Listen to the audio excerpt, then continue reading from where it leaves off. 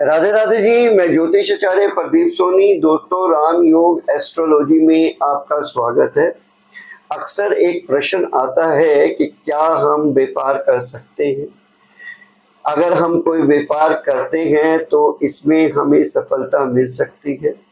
तो दोस्तों, आज हम ज्योतिष के माध्यम से जानेंगे कि किसी व्यक्ति को व्यापार में सफलता कब मिलती है। तो सबसे पहले तो हमें जानते हैं कि हमारे व्यापार का जो कारक है वो बुध ग्रह होता है। अगर आपकी जन्म कुंडली में बुध प्रथम भाव में बैठा है या पंचम भाव में बैठा है या नवम भाव में बैठा है, अर्थात इन तीनों में से किसी भी भाव में बैठा है लेकिन पाप प्रभाव में नहीं है, तो ऐसा बुध व्यापार के लिए अच्छा माना जाता है।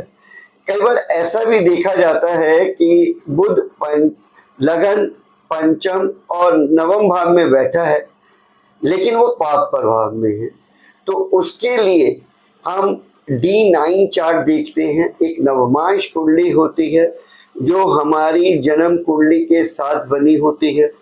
अगर बुध वहां पर उच्च का हो जाता है, अर्थात कन्या राशि में होता है या शुभ प्रभाव में होता है, तो यही बुध जो पाप प्रभाव में होता है आपकी जन्म कुंडली में, और जब ये D9 में जाकर अच्छा हो जाता है तो ऐसा बुध भी व्यापार के लिए अच्छा बन जाता है।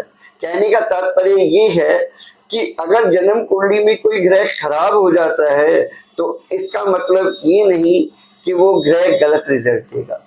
तो उसके लिए हमें इसके ऑल्टरनेट चार्ट में भी जाकर देखना पड़ता है कि बुध की स्थिति वहां कैसी है। अगर बुध की स्थिति वहां अच्छी हो जाती है तो बुध जो कि देखने में खराब लग रहा है, आपको D1 में इंटरनली वो बहुत अच्छे रिजल्ट देने लग जाता है अगर वो D9 में बहुत अच्छा होता है। इसके साथ ही साथ हमें शुक्र ग्रह को भी देखना होता है। शुक्र अगर आपके प्रथम भाव में है, पंचम भाव में है या नवम भाव में है, मैं यहाँ पर जन्म कुंडली की बात कर रहा हूँ, इनमें से किसी भी एक भाव में शुक्र है और पाप प्रभाव में नहीं है, तो ये शुक्र जो कि हमारी वेल्थ का कारक है, तो ये भी हमारे व्यापार के लिए अच्छा हो जाता है। क्योंकि जब भी हम व्यापार की बात करते हैं तो हम बुध और शुक्र दोनों की स्थितियों को अपनी जन्म कुंडली में देखते हैं। दोस्तों, ये दोनों सूत्र आप अपनी जन्म पत्री पर अप्लाई कर सकते हैं।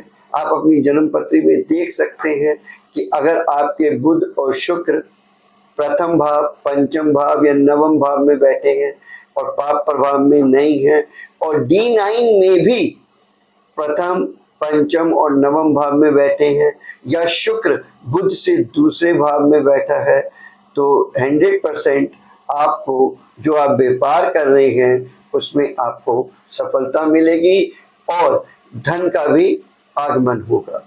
नमस्कार, राधे राधे।